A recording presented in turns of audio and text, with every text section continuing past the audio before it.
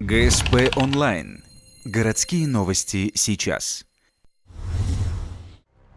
Понедельник, 13:00, Сосногорск. Начальник пожарной части номер 23 комментирует пожар в частном доме.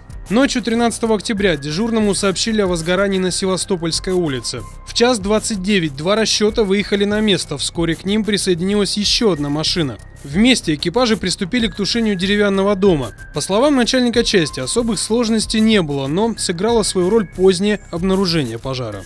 Когда приехали, да, уже, то есть, внутри квартиры было открытым пламенем, то есть уже переходило на чердак, не квартира, а дома. Дом был полностью задымлен, то есть в результате тушения было обнаружено 2 погибших. Погибшие мужчина и женщина. Как рассказывают соседи, они снимали дом, а хозяйка живет на Украине. В пьянстве и дебошах замечены не были. Женщина 1968 года рождения, мужчина пока не опознан. Следственный комитет Сосногорска начал проверку по факту гибели 2 людей. Предварительная версия – огонь загорелся из-за нарушений правил безопасности при использовании печи.